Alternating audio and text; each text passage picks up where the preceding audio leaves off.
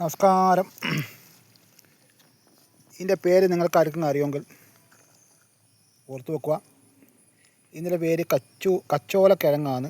നമ്മൾ കച്ചൂരാതിപ്പൊടി എന്നെല്ലാം പറയും. കച്ചൂരാതിപ്പൊടി ഇത് ആസ്മക്കുള്ള മരുന്നാണ്, പിന്നെ ശ്വാസം മുട്ടിനുള്ള മരുന്നാണ്. അപ്പോൾ ഇത് പൊടിച്ചിട്ട് കഴിക്കലാന്ന് തോന്നുന്നു. കച്ചൂരാതിപ്പൊടി തലക്ക് തിരുമ്പല്ലേ.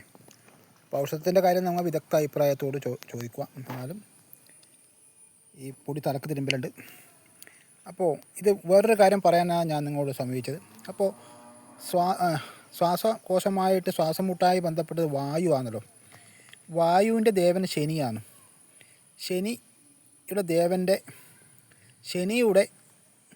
സസ്യമാണ് ഈ കച്ചോലം. അപ്പോൾ ശനി ദോഷം വന്നാൽ കച്ചോലം നട്ട് വളർത്തുക എന്നൊരു ശാസ്ത്രമുണ്ട്. അതുകൊണ്ട് ജന്മശനി, അഷ്ടമശനി, കാണ്ടകശനി, ശനിദശ എന്നൊക്കെ ഉള്ളവരൊക്കെ നമ്മുടെ വീട്ടിൽ കച്ചോലക്കിഴങ്ങ് നട്ട് വളർത്തുക. ഒരു ചട്ടിയിൽ നട്ട് വളർത്താം. പിന്നെ ഇതിൻ്റെ കിഴങ്ങ് നമുക്ക് ഔഷധപരമായിട്ട് ഉപയോഗിക്കാം. ഇപ്പോൾ കർക്കിടക മാസം ഔഷധത്തിൻ്റെ കാലഘട്ടമാണല്ലോ. ഒരു മാസ കാലഘട്ടം നമ്മൾ ഔഷധം കഴിച്ചാൽ നമ്മുടെ ശരീരത്തിൽ അതിൻ്റെ ഫലം കിട്ടും. പൂർണ്ണമായിട്ട്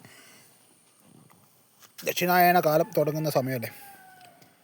ഉത്തരായണ കാലം ശബരിമല ജ്യോതി മുതൽ മിഥുനമാസം വരെ ശരീരത്തിൽ നിന്ന് ഊർജം സൂര്യൻ സ്വീകരിക്കുന്നതും.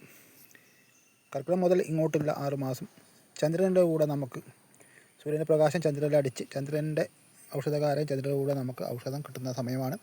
അതുകൊണ്ട് നമ്മൾ കർക്കിടക മാസത്തിൽ ഔഷധ സേവ ചെയ്യണം. അപ്പോൾ ഔഷധം നമ്മൾ തൊട്ടാലും മതി.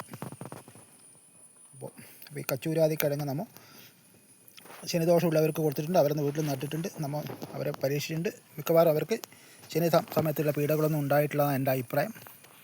അപ്പോൾ അതുകൊണ്ട് ഈ ഔഷധത്തിനെ പറ്റിച്ച് നമുക്ക് മനസ്സിലാക്കാം.